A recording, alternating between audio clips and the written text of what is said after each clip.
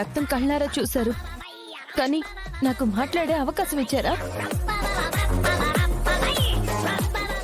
మేము తప్పు చేశాము, మోసం చేశామని అంటున్నారు, కానీ మేము ఏం తప్పు చేశామో, ఏం మోసం చేశామో నాకు చెప్పి నా నుంచి వివరణ తీసుకున్న తర్వాత మాట్లాడండి.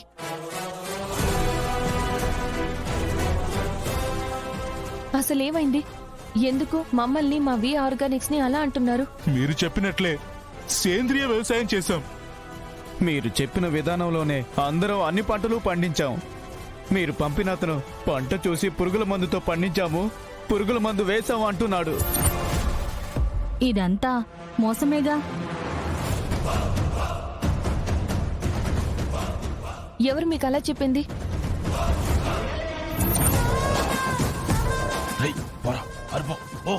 ఏంటండి? ఏంటి పారిపోరా? అర్థం కావట్లేదయ్యా. అదిగో అతనే.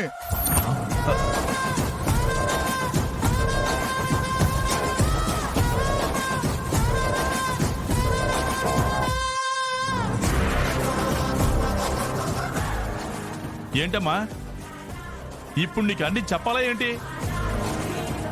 అందరూ నాకు పంటను అమ్ముతున్నానని చెప్పండి. చెప్పండియా, చెప్పండి. మీరు ఒక్క నిమిషం ఉండండి.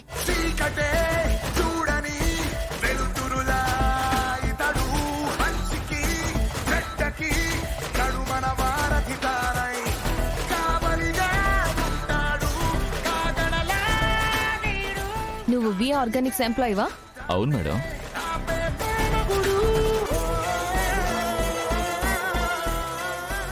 వాడు మీ యూనిఫామ్ కదా వేసుకున్నాడు, మళ్ళీ ఏంటి కొత్త నాటకం? వీర్రాజు గారు, మీరు కాసేపు కామ్గా ఉంటారా?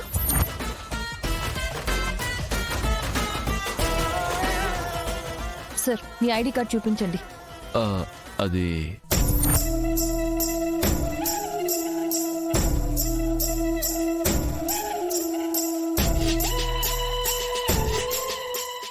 నిన్నే.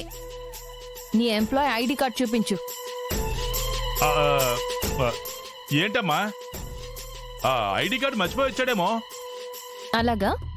అయితే మీ మేనేజర్ నేమ్ చెప్పు.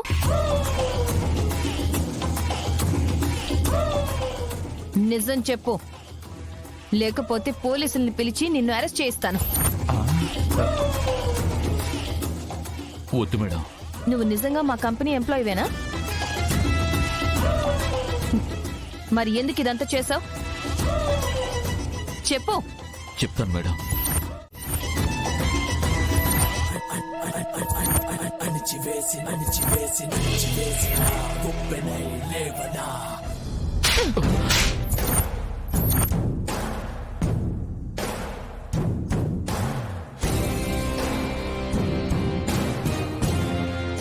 మేడం కొట్టదు మేడం, నేను నిజం చెప్పేస్తాను.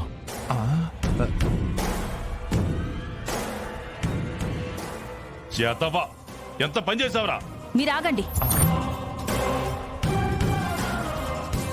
నువ్వు నిజం చెప్పు. నాతో ఇలా చెప్పించింది ఈ వీర్రాజు గారేనండి. అయిపోయింది, మా అయ్యగారి పని అయిపోయింది.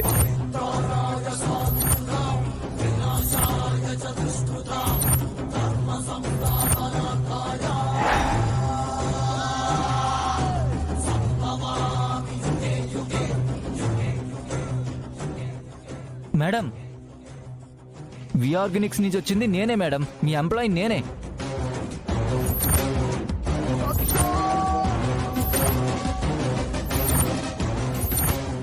ఈ వీర్రాజు అతని అనుచరులు నన్ను రాకుండా డైవర్ట్ చేసి నా షర్ట్ మీద కాఫీ పోసి ఉతికిస్తానని ఆ షర్ట్ తీసుకొచ్చి ఇతనికి ఇచ్చారు మేడం.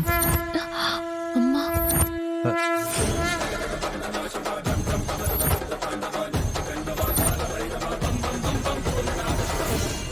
విన్నారుగా?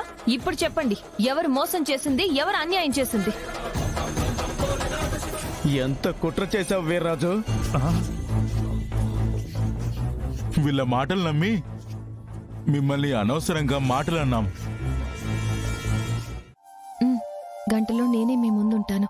సరే.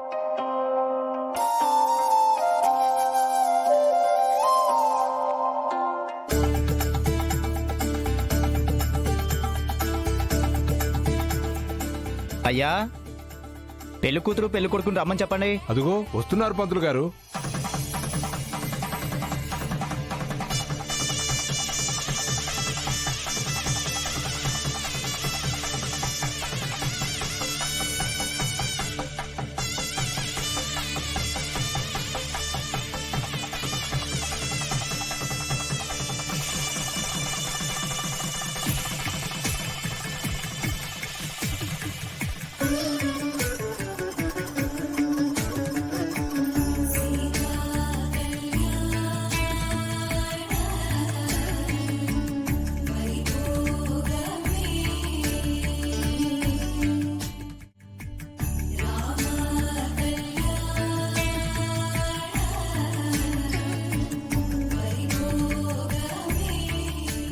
అంబిక, వీర్రాజు కాల్ చేశాడు. అక్కడ మీరు లక్ష్మిని లేపేద్దాం అనుకున్న ప్లాన్ ఫెయిల్ అయిందంట. అలాగే ఆ లక్ష్మి పంటని వి ఆర్గానిక్స్ ద్వారా కొనేసిందట. మార్కెటింగ్ చేయడమే ఆలస్యం. ఛ! నా ప్లాన్ మొత్తం నాశనమయ్యింది. ఆ వీర్రాజు నమ్ముకుని ప్లాన్ ఎగ్జిక్యూట్ చేశాను.